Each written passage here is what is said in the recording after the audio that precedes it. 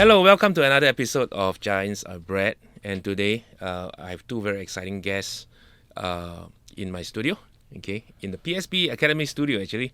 That would be Hai and Keith. Good morning, Hai. Good morning, Keith. Morning. Okay, so before I start, let me just ask. Hey, AI, what's Giants Are Bread about? Giants Are Bread is a podcast conceived from the idea that the giants of adversity actually fuels our personal and collective triumphs and increase of human endeavor, character, and purpose. It is my creator's view that AI poses an unparalleled opportunity, as well as challenge to humanity individually and collectively. I guess one day, when I take over Philip as host, then I will decide if that is true. Yeah, fat hope man. I don't think so. There'll be anytime soon. Hopefully. Okay. I invited Hai and Keith because I think they are very unique individuals. Hai presently lives in the US and Keith in Australia. They have really eaten the bread of adversity. And then they're asking for seconds. These two gentlemen have really went through a lot in life. Okay, so maybe without further ado, Hai, can I invite you to introduce yourself a little bit more? Yeah, sure. I was hoping that Keith gets to start so I can get the flow of it, with that sexy, smooth voice. We'll keep the best for last. Yeah, no, Singaporean. So, but I've been traveling the world for the last 30 plus years. So, yeah, I've been very fortunate. Kind of been able to do a lot of things that I've set up to do. Obviously, it's never as smooth sailing as a chronicling of successes. But yeah, it's been a fun time. And right now, done a lot of weird things, but not right now focused on things like AI and esports and stuff like that. What do you do for AI? I'm a technologist, so at the end of the day, I keep a pulse on everything that's kind of technology and how it impacts society, and in terms of how people can use it. From my perspective, my specialty is really human-machine interaction. Mm-hmm. So, what I like to say is, I kind of improve the experience between the man and the screen, or the person and the screen. So the last 6 inches is often where I work. And in order to make that process as effective as possible, I need to kind of get into the nuance of technology. New, old, evolving, over the horizon, see things are coming, and how they can affect society, which often most things do. Whether directly or indirectly, or whether we see it or not. And by understanding that, I can then, kind of manipulate, or try to manipulate technology, or try to sort of facilitate the society part of it to improve the interaction between people and machines. So you left Singapore many years ago to the US, right? What was your paper qualification at that point of time? At that point of time, well, after NS, A level. That's so you got an A level piece of paper. Right. Yeah. That's my highest piece. So I'm given to understand that somehow in the course of your career, you ended up being offered full board free scholarship to become a medical doctor. Is it because you cut up some dead body and digitize them or something? No, I guess it. I was lucky to have found somebody who appreciated my enthusiasm, I guess, and love for knowledge. It was interesting. I mean, before I turned 16, there was a thought of, hey, maybe I could go to school first before NS. Because it was a time when it was like, wow, I want to learn more. So I remember going through the application process for many American schools. And I was interviewed by a Brown professor. He was an alum. And at the point when he interviewed me, he was a professor at NUS. And, it's usual interview process if you've been through a college interview. If not, you basically is a guy asking you a bunch of questions about what you see in life and why you want to go to university. And something that stuck with me at the end of that conversation was he looked at me and he said, well, look, it's as really great, nice knowing you, and nice having this interview. And he says that, I'm going to give you a good recommendation because I don't think you will survive in Singapore. Okay. I was 16. I didn't know whether to take that as a compliment or an insult. Well, survive you did, and true. So, but you were offered a Yes. scholarship to study well, medicine. it wasn't really a scholarship. It was I guess an arrangement. I was offered. I was invited to work at a university, at a prestigious medical school, and in their research and development group to work with a bunch of PhD candidates and PhDs. Right. But due to everything from visa issues to budgeting and all that, they couldn't pay me. So what the dean offered me at the time was like, look, we can't pay you, but we really love to have you on board. So what we'll do is, if you work with us, we'll give you provisional admission into the medical school if that's what you want. Wow. And you would audit the classes. That was the way that they would get me into the classroom. Okay. And then when you're not auditing classes, you'll be working for us. Okay. And if you're willing to do that, at the end of the first year, if you could pass your finals, we'd give you full admission. And I was like, okay.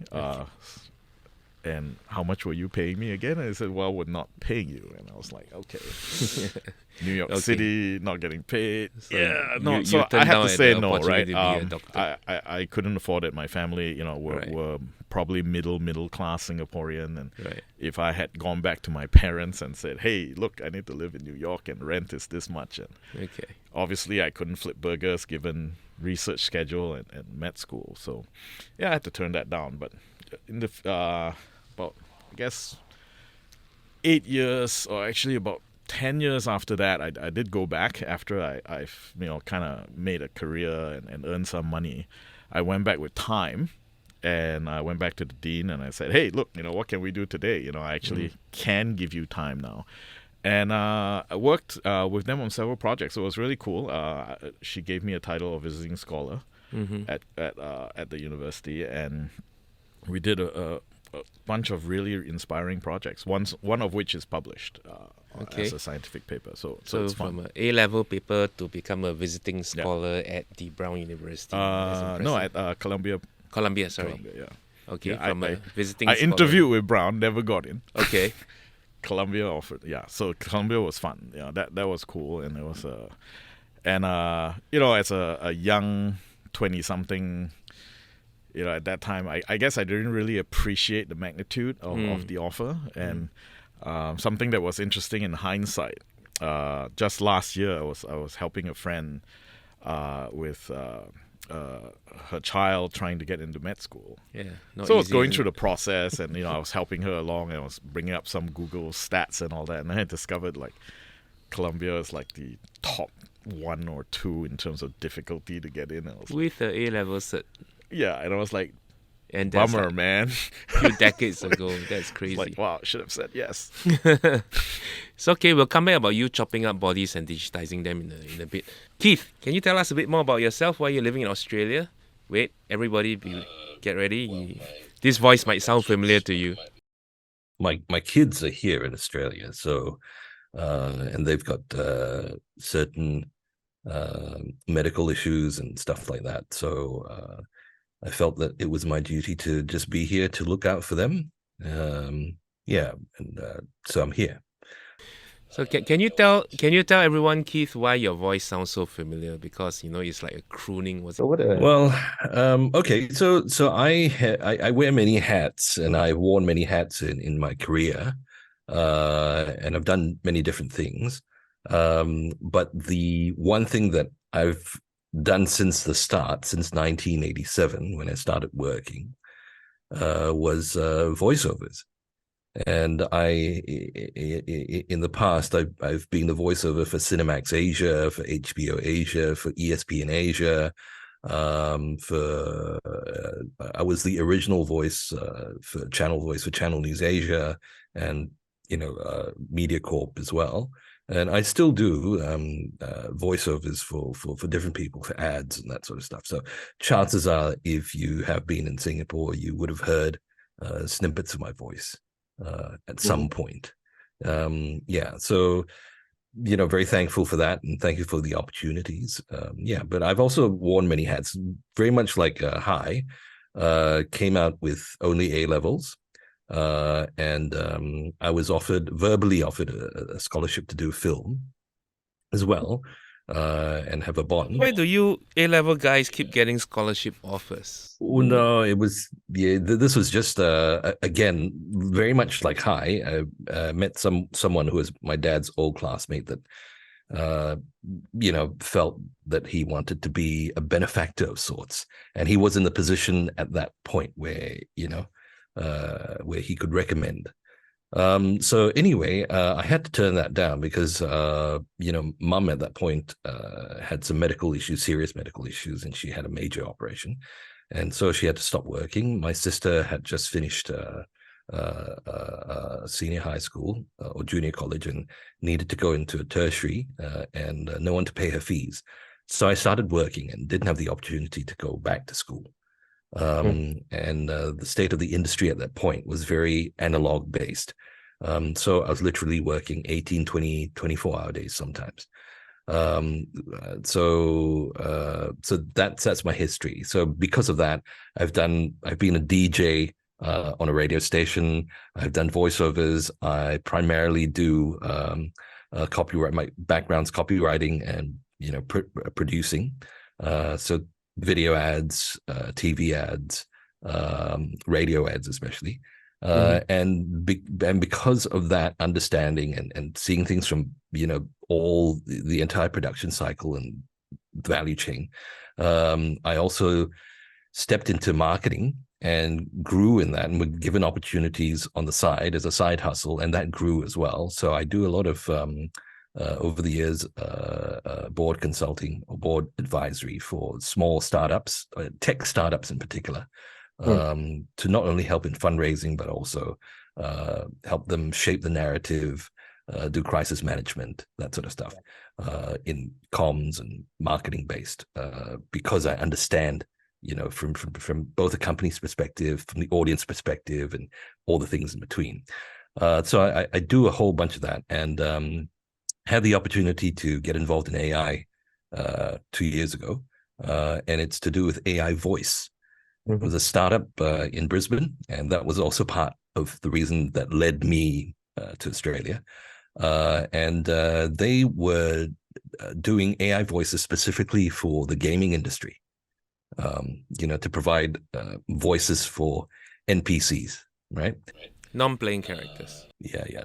And so I, they at that point of development, voices were kind of still robotic, very grainy, and the challenge that was given to me was to look, can you make the voices as realistic as possible? So in a space of 5 months, we did that with a team from what people perceive as the sunset industry.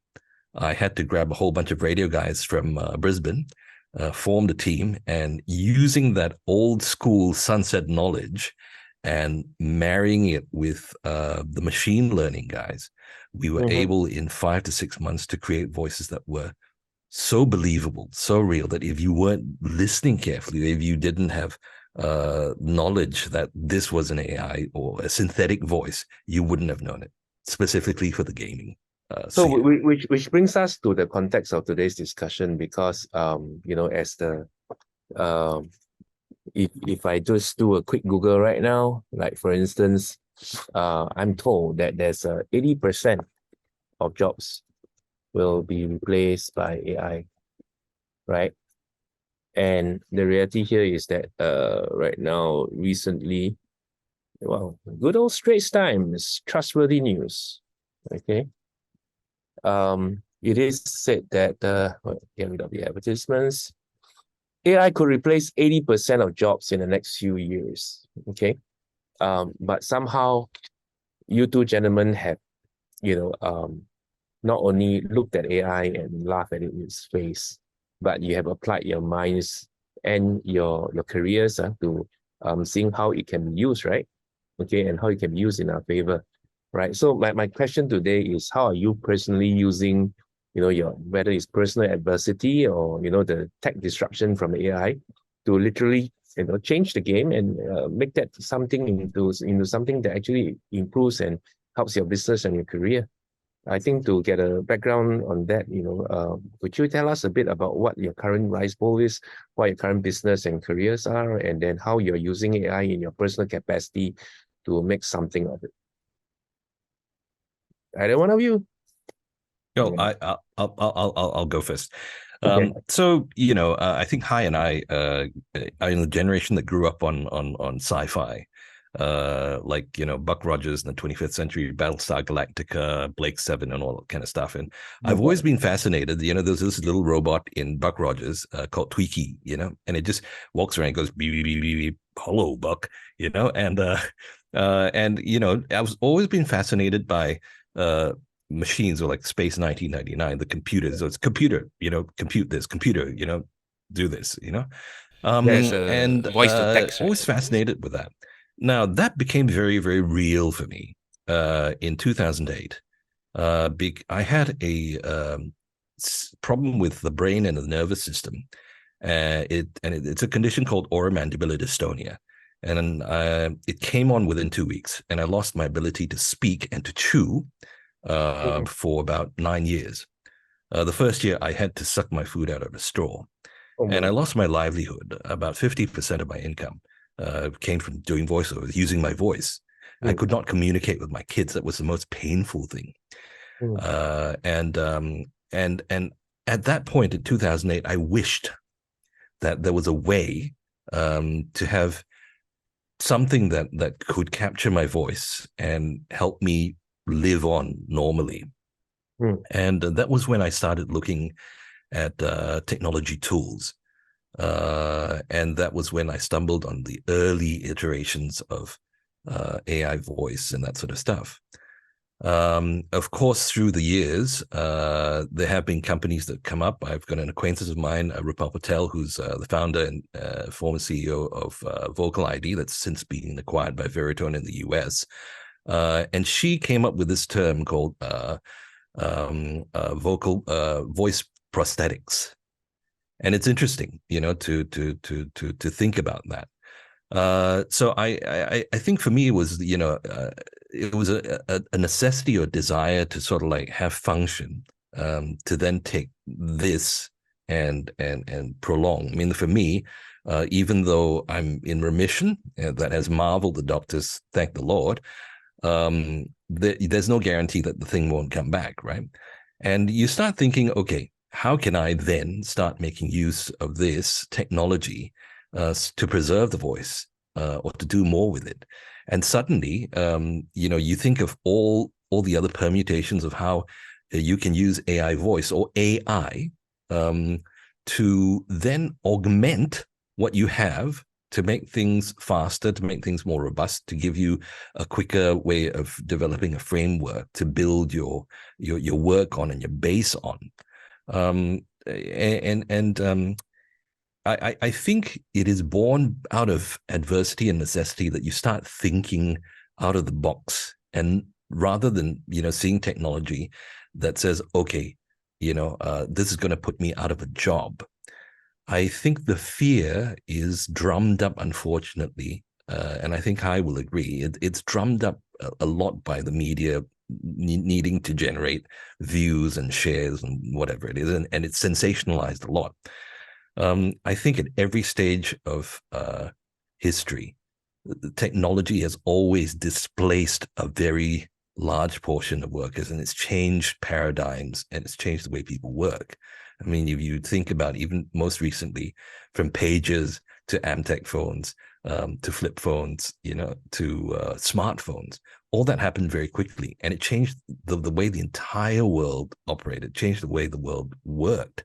And now with tools that democratize music creation, that democratize art, and that's just speeding up. So you believe that AI will just be tools that will augment and improve our performance in terms of efficiency or scalability, but it will not replace humans? I don't. Okay, there are two schools of thought, and I'll quickly share mine, and then Hi, I'm sure has many thoughts in it. I think that with every technological innovation that comes, there's always a threat that it will replace humans or replace a large part of what human beings can do at every stage. The difference is that in the past, technology has always developed at a pace where not human beings, I think we don't give enough credit to human beings. Human beings can adapt very quickly and they're very, very, very, very robust and resilient. It is the systems that we are inside of. And when I talk systems, I'm talking about regulations, compliance, and the structures of companies and the way things are done that have trouble adapting. So it takes time for such big established things to adapt. So with AI, because it's such a quantum leap every time something new comes up, the systems and regulations don't have time to adapt. And that's where it the uncertainty then gives rise to the sensationalizing of AI is going to take over the world. So it won't replace us. Yeah, So, but don't want to take away your airtime. I'm sure you've got a lot of. No, I think a lot of what you said makes sense. And I think the key word is displace, and not replace. Okay. So What's the there's a difference? difference, right? So when you displace, it means that you're not substituting or removing or obfuscating or what's the other word, like making redundant any job, right? Or redundant the person itself. The job might become redundant because we have the machine taking over it, but the person isn't. And I think that's a nuance that we don't necessarily see. So and what I mean by that is, say like, we'll use Keith as an example, right? He's a voiceover talent, and that's one of the jobs that he's excelled in, and that's what he's done. And it is within imaginably, he's worked on a project that literally replaces his job, right? But it may replace the job, but it doesn't replace Keith as a person. Well, let me be a counterfoil to that. Let's use Keith as an example, right? So maybe Keith is the top 10-20% of voiceover talent, right? Now I can take his voice. Yes, people want that exact voice, but with some modulation and right of fair use, I can change 40% of his voice and make it sound a bit more, mix it with Morgan Freeman, and then essentially have a totally new voice which I don't need to pay royalties for, right? Yeah. And new guys coming to town Sure. would not be able to get a job. So Sure. the whole industry of voice overing is probably dead. Yes, yeah, no, but that's what I meant by nuance. The job is replaced, but the individual is just displaced. Yeah, he's useless. That to the individual, industry, well, he's not useless. He's still useful as an individual. So all he needs to do is reinvent himself, but and not move as a on. voiceover artist. Yeah, His job is but he displaced. can do other things. Yeah, his job has been replaced, but he himself is just displaced. So I think we so need the to question separate. Is the premise that 80% of jobs will no longer be relevant? How many more new jobs AI can spin out? That's a separate issue. But Right. these 80% of jobs, they might no longer exist. A few years down the line. I mean, is Sure. that an accurate view of the future? It could happen. And I think 80%, who knows, right? We got to see. I think another thing that Keith brought out that's worth highlighting is that the reason why we are so, it seems like all these things are happening is just at the rate of progress that we're experiencing today. It is not alien. We've had this kind of progress, for millennia. It's just that it hasn't happened that fast. And most of the time when it does happen, it doesn't happen within a person's lifetime. Yeah. Because first of all, back in the day, we didn't live that long. Expected lifespan was 35 years at one point. Somebody like Mozart died when in his 30s or 40s. I can't remember, but it's young. And today, that's not even midlife, right? It's routine now to be almost hitting 100.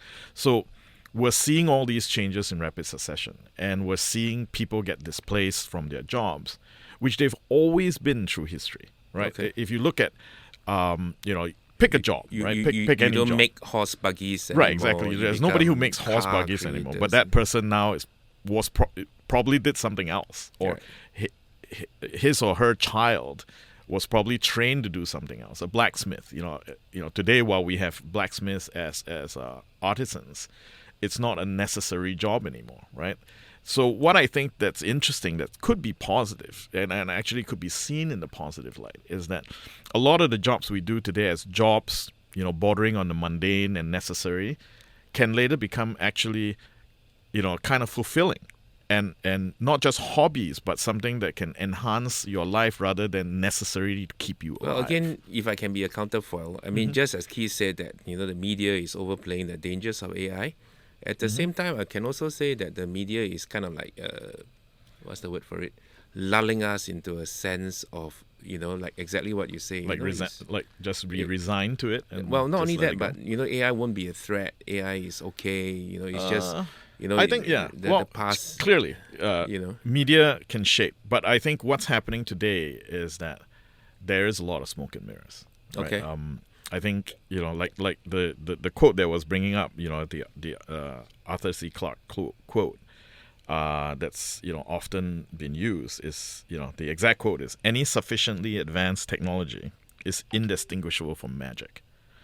Right. So if you think about that and you go back to, medieval times and all this, and you have these magicians and conjurers and all that, there is science now that's shown that a lot of these instances were actually somebody who knew and understood science. Okay. And so similarly today, while we may, be very versed with technology, or we may feel we're very versed with technology because, we're armed with 4 or 5 pieces of technology on us at any one time, a lot of people don't really know how technology Yeah, it's just works. like the iPhone is like, Right. You may magic use an iPhone, compared but you to- don't know how iPhone Sure. really works, right? Okay. It just works. Oh, this is great. It's magic.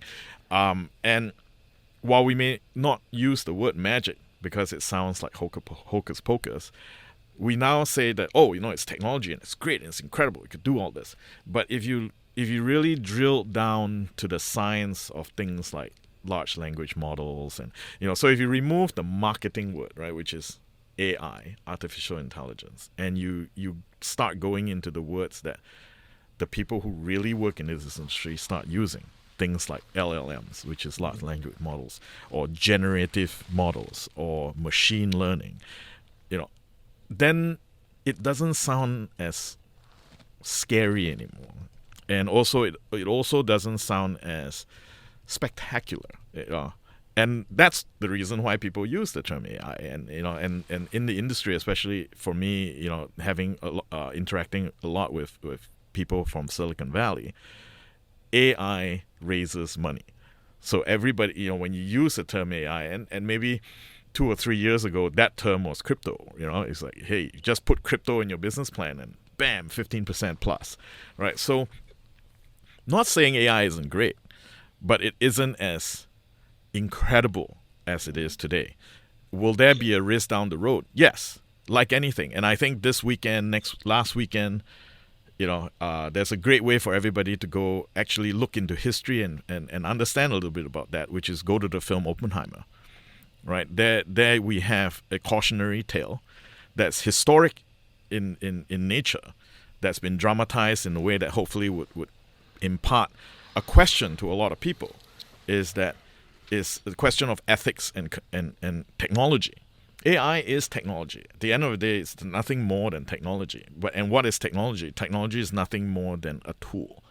So as humans, we have an interesting attribute. We not only can learn from our experiences and share that experience through writing and through recording and all our advanced ways of doing it. So for both you and Keith, having gone through a whole life that was of career opportunities that really exposed you all to the latest technology of your era, over the decades, right? You feel that this is just another type of technology that will not significantly lead to the total disruption of society, in our relationship with work. Only if it lets. Let me just pick up on that, and just to add on to your point, Hai, about the displacement versus replacement.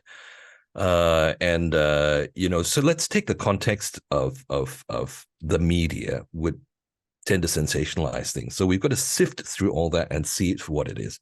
So going back to the whole like voiceover thing, right? There are two things at play. One is trends and one is technology. Okay. As a voiceover talent, in Singapore, because I voiceover in Singapore for many years. In the 90s, it was all about the American voice. So every voiceover that you heard on the radio, on TV, would be like, hey, welcome back to 91.3. It's that sort of American sound. Midway, when it hit the 2000s, everyone lost their love with the American accent, and everyone started wanting a more what they call a mid-Atlantic accent. So suddenly you hear, voices like, it's a little bit more like what I sound like right now. And then there's a slight shift towards Australian accents now. And more around the world, you see a shift towards the very local, and it all got started with Apple ads. And, then it's just like the everyday man on the street and not a voiceover. And suddenly all these guys with this huge, big voices that say this summer, that sort of stuff, now have no work. They have no work at all. When you look at movie trailers, it used to be like this summer coming to you in cinemas, right? Now you look at it, a lot of movie trailers have no voiceovers at all. That's trend. That's not technology.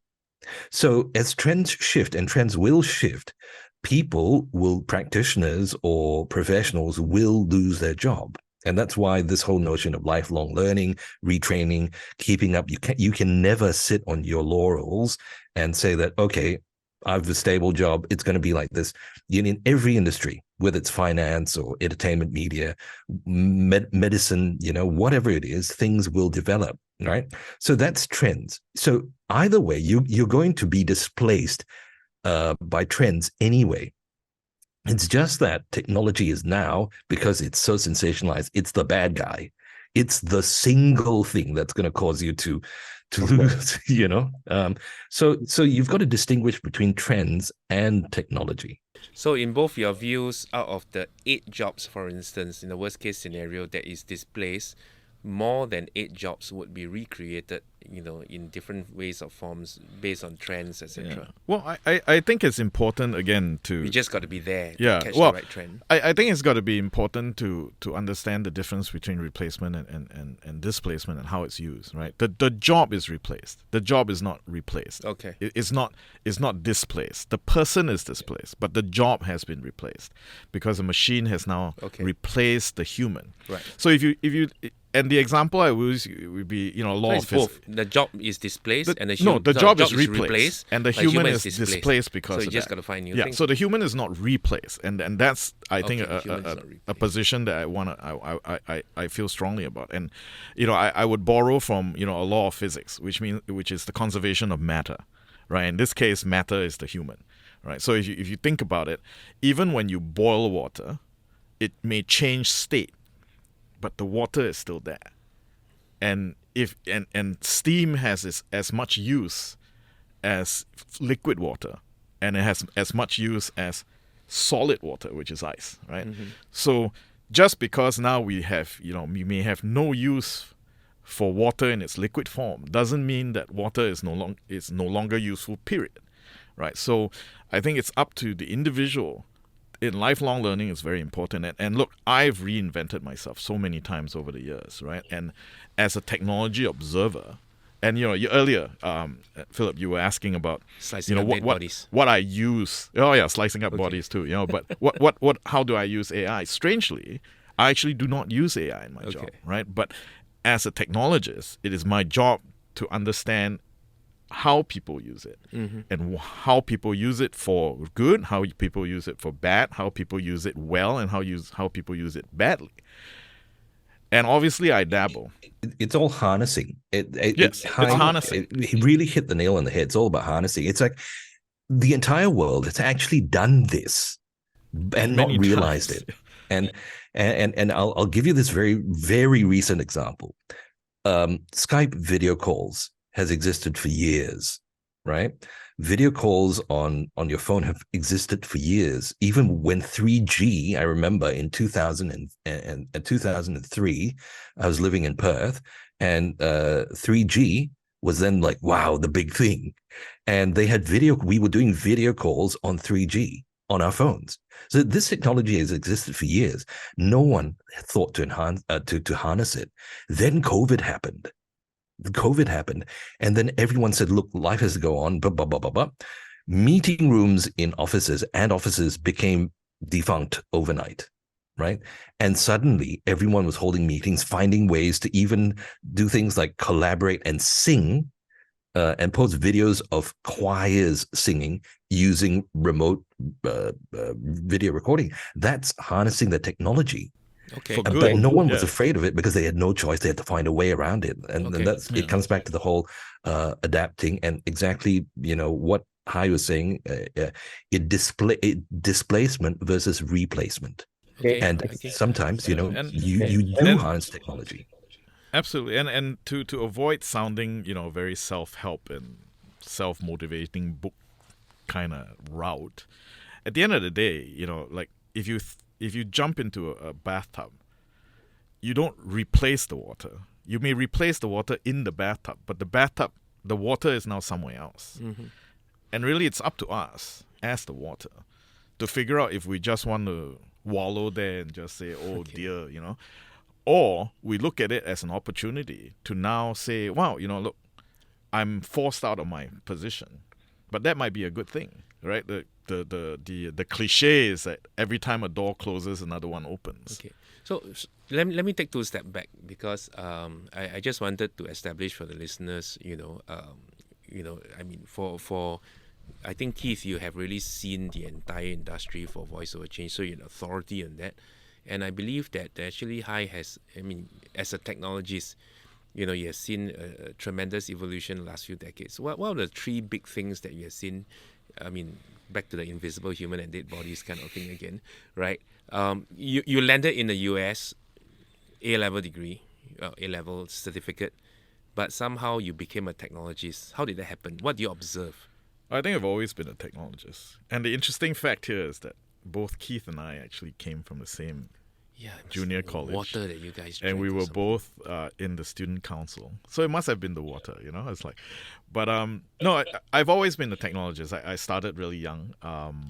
The day I encountered my first computer, it changed my life, right? Because in hindsight now, I like to say that I'm inherently a lazy person. Mm-hmm. So what the computer gave me was a way to actually be lazy, because I can get the computer to do stuff for me that I don't want to do. Okay. And I think, that's the thing that kind of, resonates with me when you talk about AI, Yeah. right? Because AI could actually do a lot of things for me now. Sure. That No, I don't I'm want trying to do. establish your credentials as a technologist, Sure. because I think you 3 big use, things? Macromedia or some this whole invisible human thing. I mean, okay. you were right in the forefront of all these things as they evolve over the decades, right? Well, I like to dabble, right? So I'm always trying to look over the horizon and what's next. And Okay. when I see something next, I try to figure out a way where I can play with it. And not being from, a family of means, and not being a person who has invested money. I've invested everything else other than money. And that's another conversation about why. But for me, it's all about life of learning. So everything I've earned, I've plowed back into, kind of learning more. Okay. What's new. And what I try to do is I like to learn by doing. So yeah, reading books are great, but when you get thrown into a situation to do something. what did you do? So with the slicing up humans thing, I think that's certainly one of the 3 things that I would say, right? Okay. Not necessarily the slicing up human part, but data, because what that gave us was data. And I think one of the interesting things that we have today is this gift of that technology has given us to be able to store What was that project? all infinite amount of data. Well, that project was actually to teach anatomy, growth anatomy at medical school. So usually you learn it from a book, right? Or even an interactive program or something. And maybe if you had a fancy college, you had 3D visualization or VR.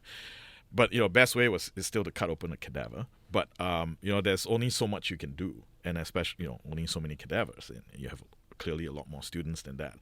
So we were out to build a tool that allowed students to interactively learn anatomy.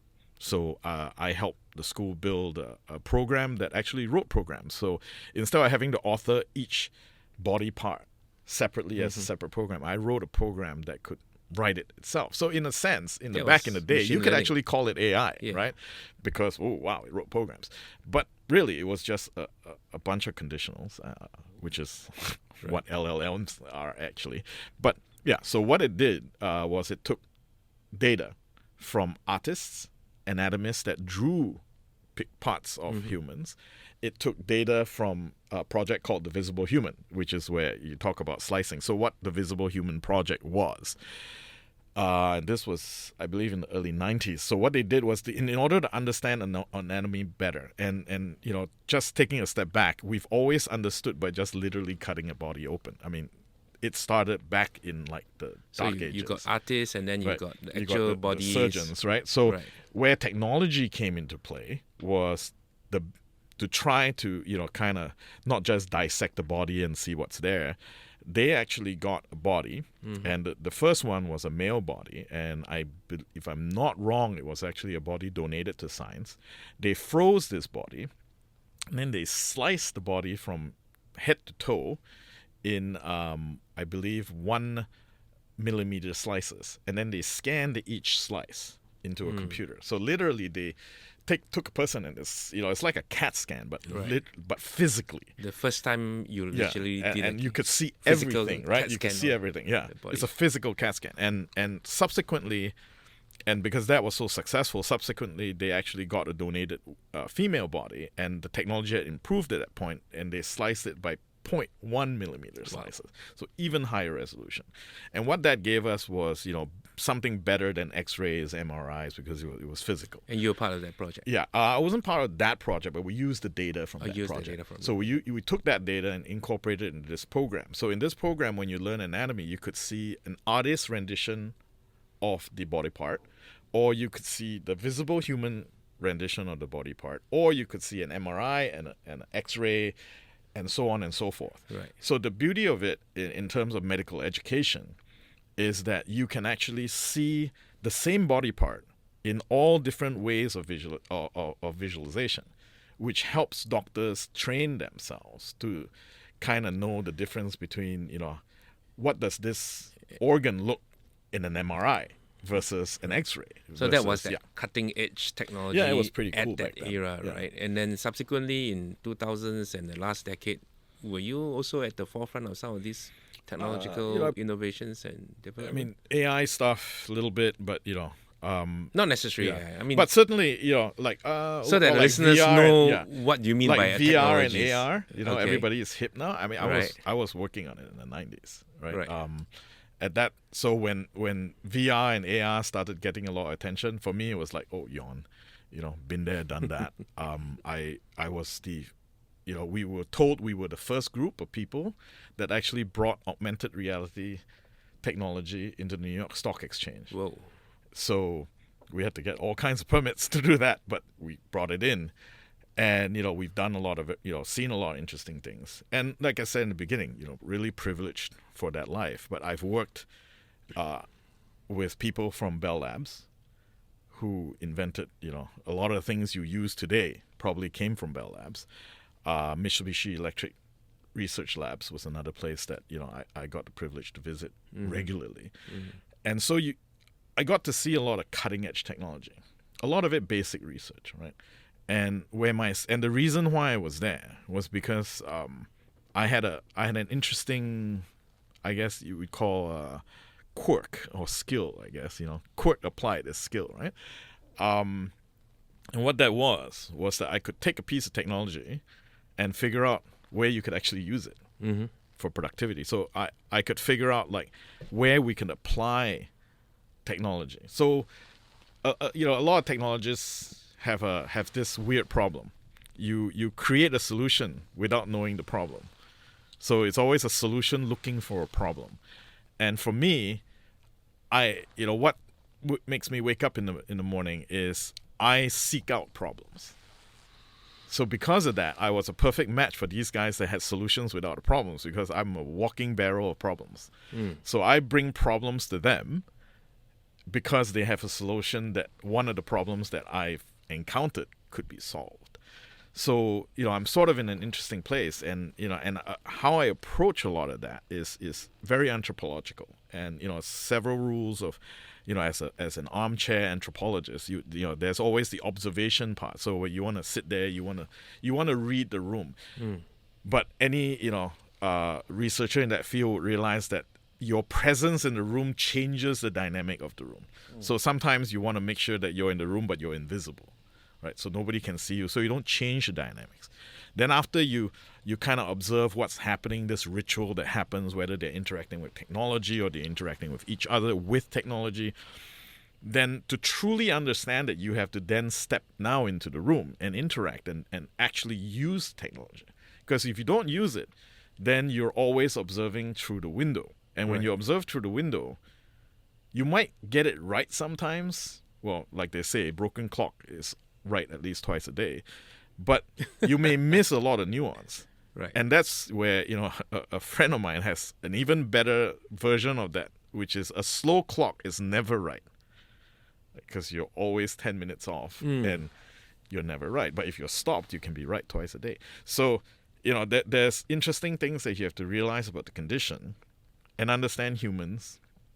And I was taught a lot by one of my former partners about how human sensory perceptions work. How we see things, why we see things, why we have the senses that we have. Where it comes from being, a prey at one point and now being an apex predator. How did we get there? How our instincts work. Okay, which comes to a point which I like to ask both, Keith and yourself, because clearly both of you have surfed this era of disruptive technologies and come out on top of it, whether it's in the voiceover and marketing industry, as well as in the technologies at the most cutting edge in the last few decades, right? So you mentioned about from prey to predator. If there was one thing within your mindset, both of you, that allowed you to play this role and never to become a victim of technology that is displaced and replaced, okay, what is it? What can the listeners take from this conversation that they can apply in their lives that will materially make them invulnerable to the onslaught of AI as it disrupts and changes the entire industry? Well, I think to qualify that, first thing is I don't think we're at the top of our game or we've reached anything. Things are always evolving. At this point, we have come to a position where we see possibilities, and that's the extent of I think I speak for both Hai and myself that we haven't reached there, and we will never reach there. The second thing is I think for me personally, it's curiosity that is driven by wanting to see what's next. And I think that's what drives Hai as well. And it's maybe because we were in the same school, in the same council, and it's the air we breathe or the water we drank. But it's this genuine curiosity to see what's next. And to do. And what Hai was saying is that looking in through the window, that's what a lot of people do. So they read the news, they know about AI, they see people talking up AI in a good way. They see some people, and those people that have the propensity to make money, they would jump on the AI as they've jumped on cryptocurrency and every other newfangled technology before that. And they'll create something and find ways to make money and cash out of it early. And everyone's left with something that, that's, okay, it was all just hype.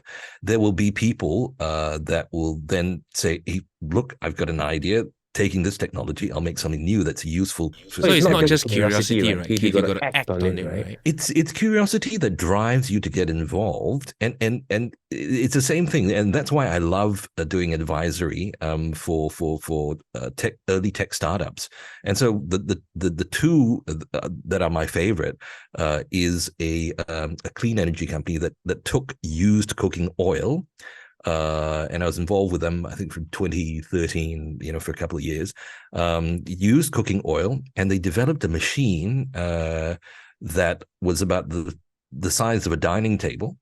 and you could pour used cooking oil in one end, and 1 minute later, almost in real time, it comes out of the other end as biodiesel that we use to then we started a downstream business, a limousine a business for a hotel in Singapore that did airport runs. And we fueled it with the converted used cooking oil from the banquet and F&B departments. Of course, when you pump the used cooking oil, the biodiesel in, and you smell, learning points it's for the not- listeners, Keith. So, So curiosity, involvement. curiosity, and you've got to do it. So you've got to Uh-huh. do it. You've got to get involved. And instead of, the majority of people, and I think Hype would agree, would be through the window, and they'll be like, let's go take a course on it. Let's go get a certification course in it that, I've come up with a master's of AI or whatever it is. But then they still don't grasp. So you've got to get involved in it. And like Hai, he gets into projects. Like me, I would then get referred to say, hey, look, this guy can do marketing strategy and that sort of advisory and help you do fundraising. So I've gotten involved with UAV traffic management systems, which feeds into the whole autonomous vehicle traffic control and all that kind of stuff.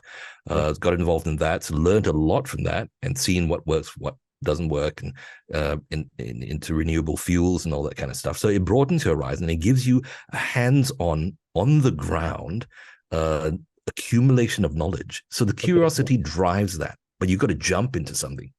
You can't just go take a course. Yeah, you can't just go take a course, get certified, says, yes, now I understand it. Right. And I think that's the thing, that perhaps for the audience, especially if they're Singaporean, that bucks the trend, right?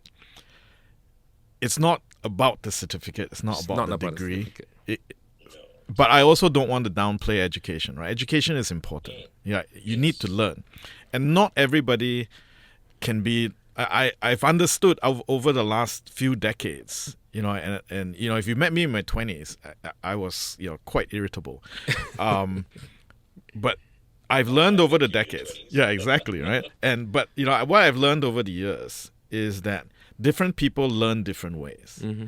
And not everybody can take my path. Mm-hmm. Right? Because I'm motivated in a certain way, I push myself in a certain way, I get involved. I don't always do the right things. And to my detriment, I always remember my wrong things. And I would say that my life has been shaped more by my errors than by my victories. My victories put a smile on my face, but it's my scars that make me who I am today. And and because I'm self-motivated, I seeked school out, and I think that's why people offered me those opportunities to go to school, because they figured, wow, if you can be so motivated, just think what you could do in school. Mm. And arrogant me in the 20s is like, yeah, but I already can do this. Why do I need school, right? But I've never forsaken the value of schools. And I think the big difference for me is that when I see the value of schools is that it's a place to meet people, it's a place to make connections, it's a place to learn structure and structured knowledge, which you can then use to develop wisdom.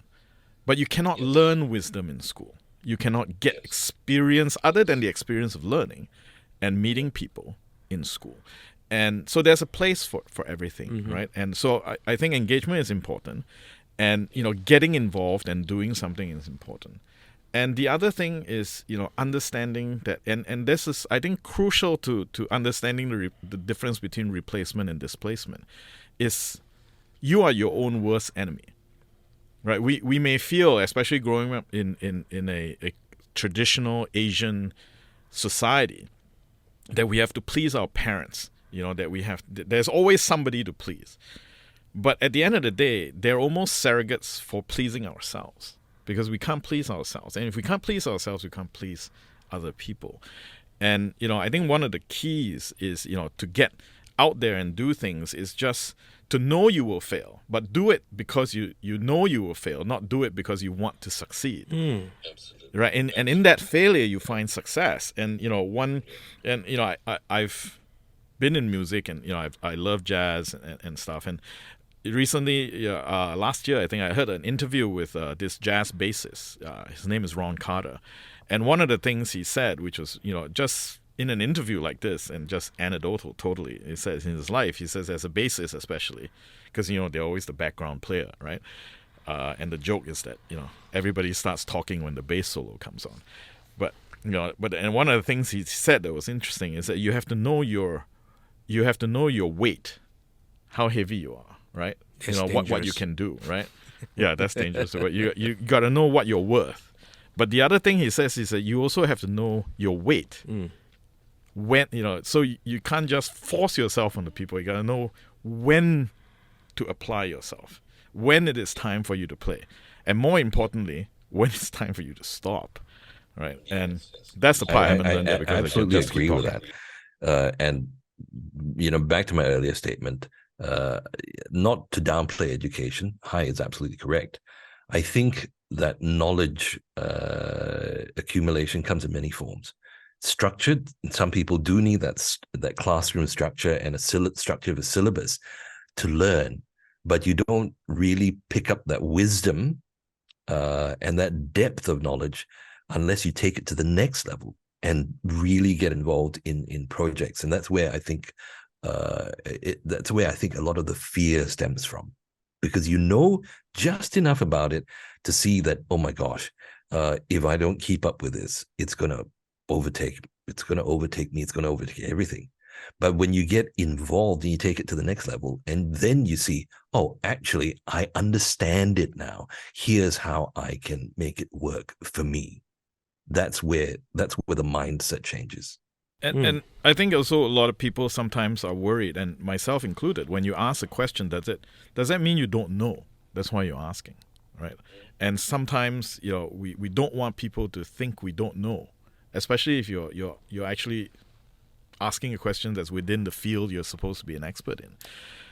But I think, one thing a lot of people miss is that you ask a question not because you don't know the answer, but you should be asking the question because you want to solicit another opinion other than your own.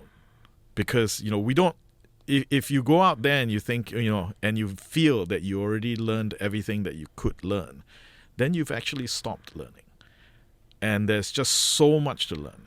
And I think AI is a good example. If we bring this back to AI, AI has been around for decades. It's been in the news now, but it's been around decades. And a lot of things we're doing now has been done before. We can just do it faster and cheaper now because we have faster computers that are cheaper to buy. So, and I think one of the sad truths today is that we've often forgotten our history. Because a lot of people who learn how to program computers today, use phones today, don't know who invented the phone. Why was it invented? How was it used? What purpose did it have? And and because of that, we have a tendency of now forsaking one of the attributes that make us, who we are as humans, which is the ability to store information about history, store knowledge, and be able to pass it on generation after generation after generation, so that when a deer crosses the road and gets hit by a car, it's able to, the witness deer is able to impart on other deers to don't cross the road that way anymore. Humans can do that, and that's what separates us with a lot of different animals. But we've forgotten that a lot of times. We reinvent the wheel. So if I can distill the wisdom that the two of you have kind of like thrown on the table with many examples, I think the key word is curiosity. Involvement, not just certification. See errors more than victories, scars more than laurels. Schools are for connections, workplace are test tubes. We avoid being displaced and replaced, and when we see that we are our own worst enemies, because we fear that ignorance is failure. And the lack of knowledge is actually, but the lack of knowledge that drives curiosity is actually the driving force. And it is the adversity that will help us to grow. We endeavor because we know that we will fail, not because we will succeed. But it is from this failure, the product is actually failure, because failure gives us the possibility of success. So, education-wise, we acquire knowledge as a framework from which to hang the wisdom of involvement and experience. And to sum it all up, know our weight, know when to apply ourselves to play a certain role and know when to stop. If not, then we just outlive our welcome in specific circumstances or specific place where we can actually play. Yeah. Does that kind of summarize everything that you know both of you have kind of put it together? Good sound bites. Yeah, absolutely. Okay. Yeah, I was the AI recording it. Exactly. No, Okay. it's definitely that. It definitely plays a role there. And I think, to the certification part, it's not that certifications aren't important. I think certifications are they're a they attempt to certifications attempt to be the panacea to kind of distinguish somebody that has a certain amount of skill when to people who are not in the business, to feel comfort that you know what you're doing, right? So we do this in society every day, right? We see somebody with an MD or in Singapore's case, MBBS and doctor in the beginning, and you go, okay, so this person can heal me because a bunch of people have said that they have the minimal requisites to do that, right? But at the end of the day, that's all they have, right? It's what a group of people. So they can still make mistakes because they're human. Just because they're a doctor doesn't mean that we used to have a joke where we say, what do you call the person who graduated last in medical school? Right? Doctor, right? So the title doesn't confer any level of excellence. That level of excellence is up to the individual. Yeah, I guess it's just that I spent yesterday at the exhibition where job seekers were coming, and I had the chance to Vivo City. Yesterday was at Next. Oh, okay. Yeah. Cool. So I spoke to actually some of the people looking for a job. I think one come to mind was this guy in his 30s. He's actually a product designer, and he was like really griping. He said, they're offering me a job at 1,006. I'm a product designer, so I'm done. I want to change career and transition to something else. Because company wins awards based on my design. I don't get recognition, and on top of that, now increasingly they are using foreign labor as well as AI to do what I'm doing. So I need to get out of this industry.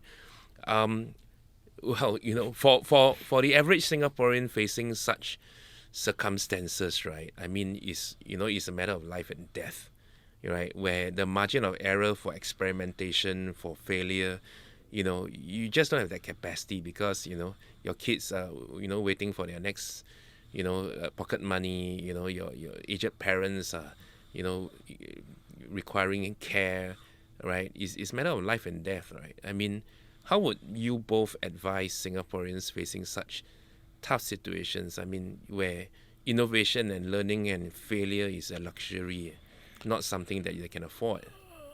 Well, I have faced that situation because both my parents' families were quite influential and quite financially blessed in their day. But the generation after that, my parents' generation, lost it all, and I grew up poor.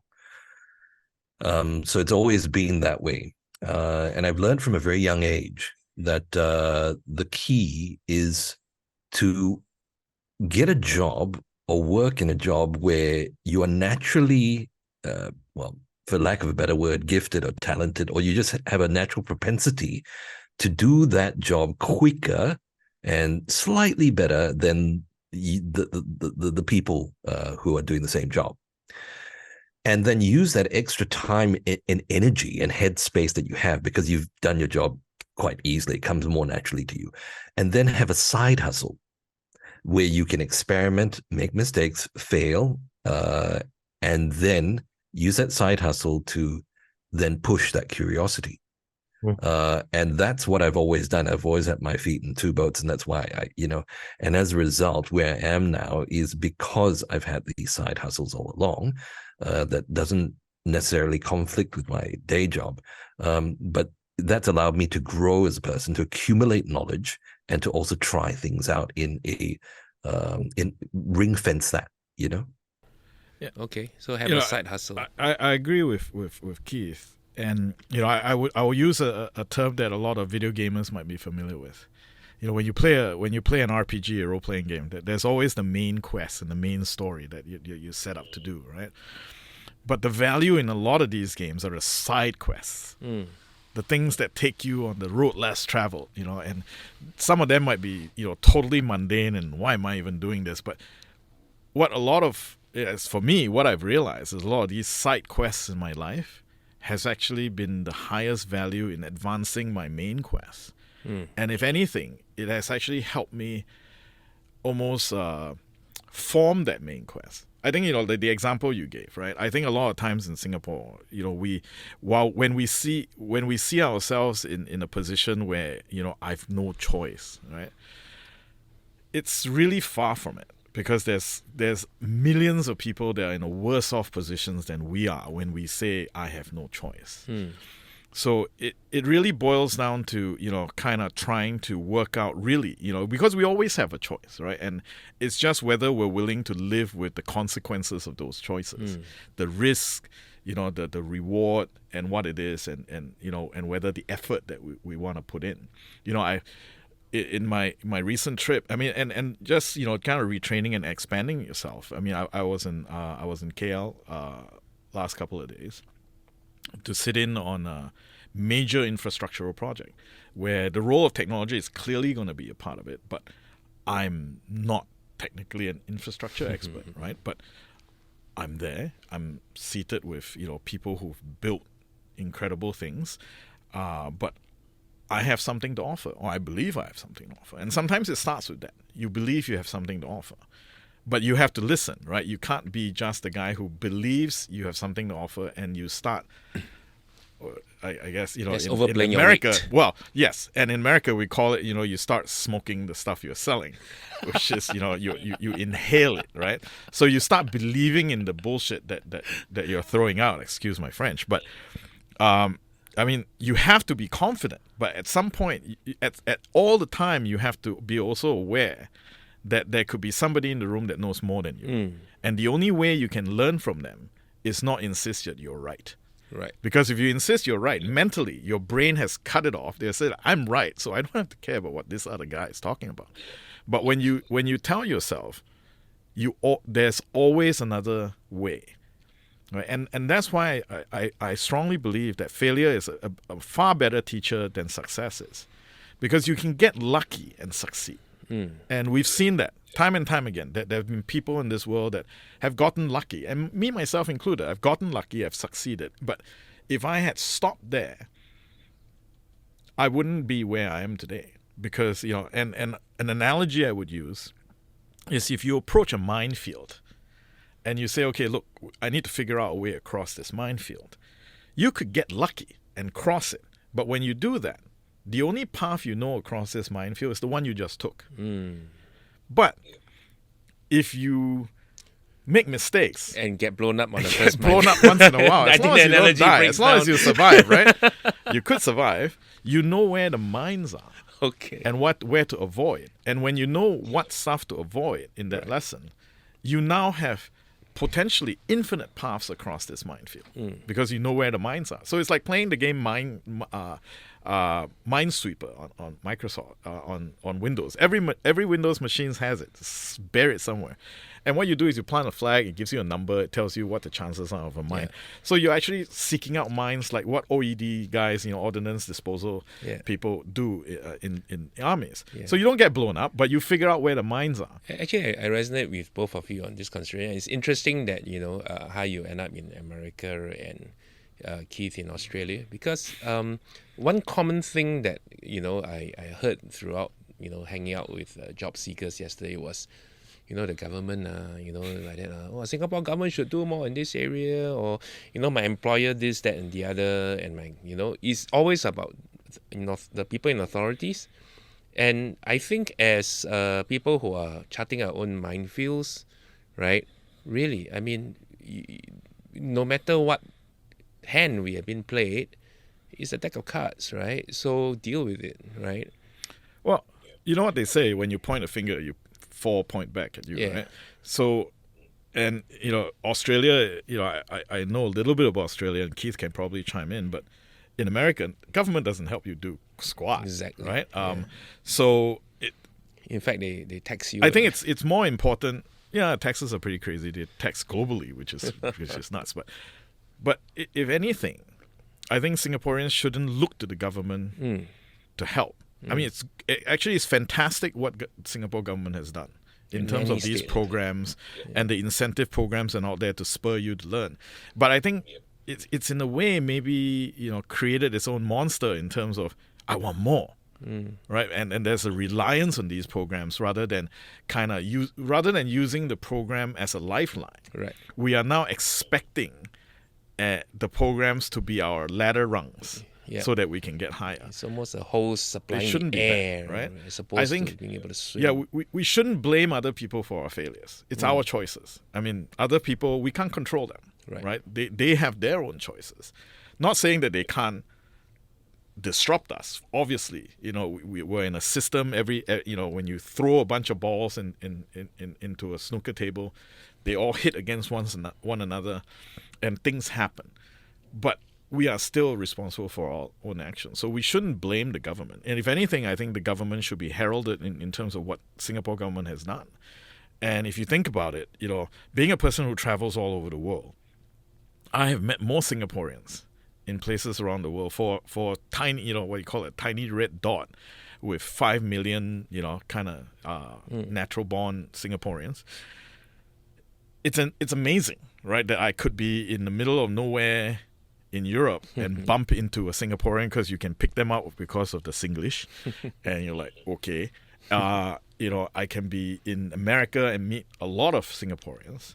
I can be in China and bump into a Singaporean. I can be in Russia and bump into a Singaporean. Yeah, So it's amazing, Africa right? As well. If you think of the fact that we only have 5 million people in a Earth with 7 billion, what's that in percentages, right? You're talking about decimal point and a lot of zeros.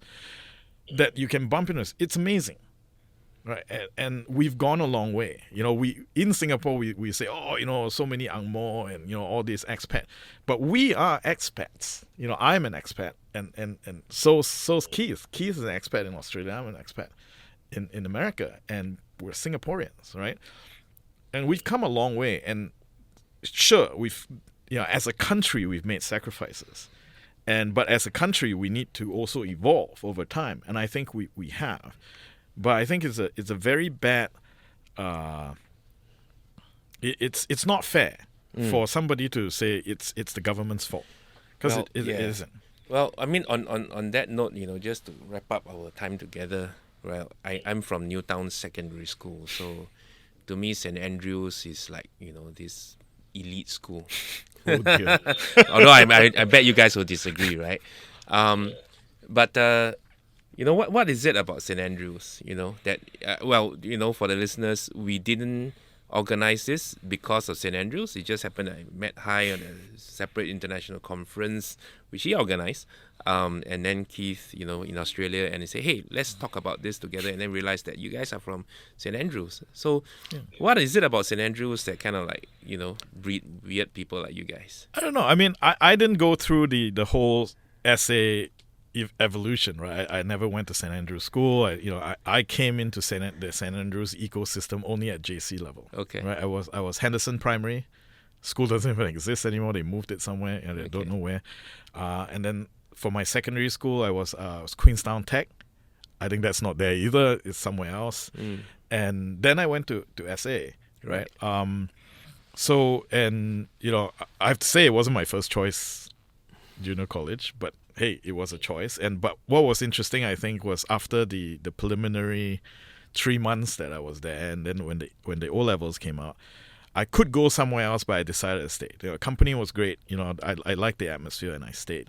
But I wasn't, and in fact, for the first several months, I would say almost, close to half a year or more, I felt like an outsider because I'm not. One, I'm not a Christian, and two, I'm not a particularly, especially at that time, religious person. I had my philosophical leanings, but I wasn't. So I was fish out of water in SA, because it had strong religious ties. But I would say that, a lot of that, kind of opened my eyes, right? I'm not the kind of person that rejects, as I've said, I try to keep my mind open, and I learned a lot of things. From Christianity and all these. And everything I've learned makes me for who I am. Right. Right. And I'm you're of like strong belief that sponge absorbing everything. yeah, and that's a good term. I use that. But and what I believe is that a lot of times we have to we have to learn, right? We have to see things, we have to build things, and that kind of creates who we are. Okay. And sometimes while we might want to then impart that on somebody else and hope that we can save them the trouble, it doesn't work, right? It might work with some people, but it doesn't work with most. I think the better way is like when Keith said earlier, to be an advisor, to guide them through their journey, not to make their journey easier, Right. but to be there for them Right. when they fall, Right. right? Because it's hard to get up. So I know it's hard to get up because I've fallen. And what I would try to do for somebody is not to prevent them from falling, because if they don't fall, they may not learn. Right. So that's I wanna pretty be much there the, for them the, when the they fall. crucible of St. Andrews Junior College. Yeah, maybe I learned it from there. Keith, what do you think? Well, I mean, being a third generation St. Andrews boy. Keith is full-fledged St. Andrews, right? Yeah, full-fledged St. Andrews, and my dad, my grandfather, and you go into the old school and you see my granddad's name there as one of the main donors of the school as well. He gave back to the school, and my dad was there. He was a school boxer, boarding house boy, and I was there since kindergarten, St. Andrews kindergarten, all the way to junior college. So I think in my time, it was very rooted in that whole the Christian philosophies, and giving back, and how you look at the world, how you see a place in the world based on those philosophies. But it was also because of the culture of rugby, and it was always like there was always rivalry between the three main school, Raffles, ACS, and St. Andrews. And some years we'd lose, some years they'd win. And it was always how to take it on the chin and still get up and go on and try again, and the school always had that. And, you learn to pay for the consequences, because the school is very strict with its rules. You pay for the consequences of your bad decisions, but you push on. It's always moving Onwards on. and upwards, And right? I think that mentality permeates, and you could see that with, your encounter with the St. Andrews boys in junior college that were from St. Andrews School. They have that sort of mentality, right?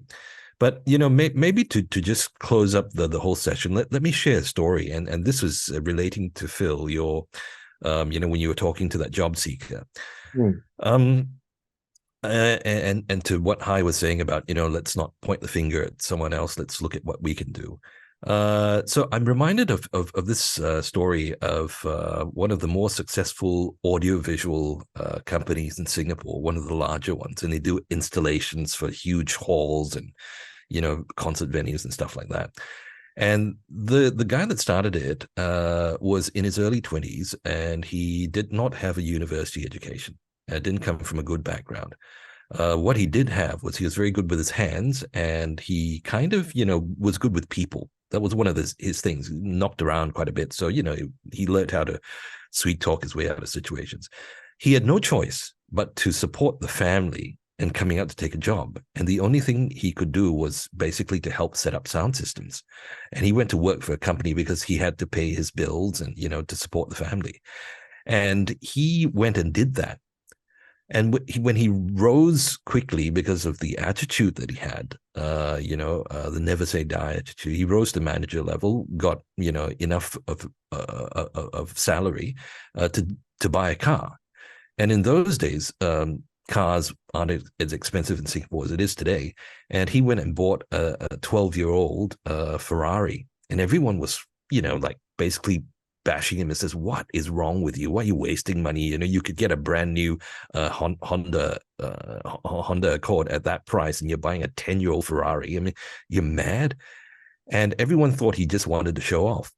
Now, what no one realized was he then joined the Ferrari's Owners Club of Singapore, and he joined their activities. He volunteered to help, and he became the secretary of the Ferrari's Owners Club, and he did a lot. As a result of that, that was his side hustle while he was working this day job as a mere technical manager.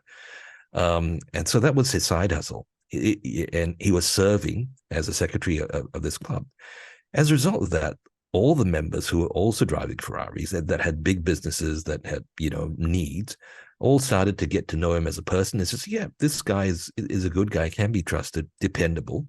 And one started asking him, hey, I've got this thing that I need installed in this building that I own, and I need a thing. And he says, oh, I can do it for you. So he took it on as a side project, and eventually that business grew, and he left the company, and that's how he started his business.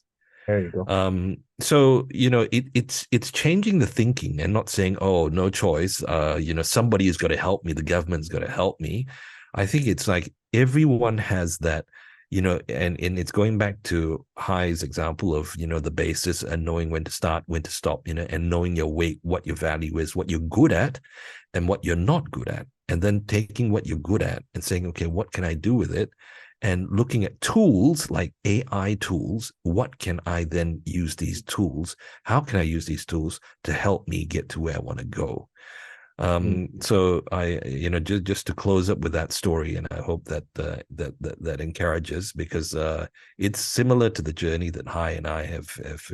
I don't have a degree, but we've come a long way. Have we reached the apex? No, I don't think we ever will, and I don't want to ever say I've reached the apex, because if I say yes, I've reached the apex, it means that I'm dead. It's a continual journey of constant learning and insatiable curiosity. Okay. Yeah, I definitely agree with that, and I agree. We as an individual, as a person, I hope I've not reached peak intelligence yet.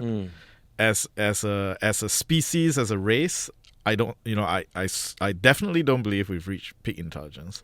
What I hope is that I've reached and passed peak stupidity, and and hopefully, as a race, we've also done the same thing. That line is behind us. Okay. But yeah. Well, thanks for your time with me. I think the next session, we are looking at how adversity and AI influence a company at a company level, not just individuals. So, yeah, look forward very much to a future discussion. Thank you, Hai, and thank you, Keith, and signing off from GAints ARE BREAD.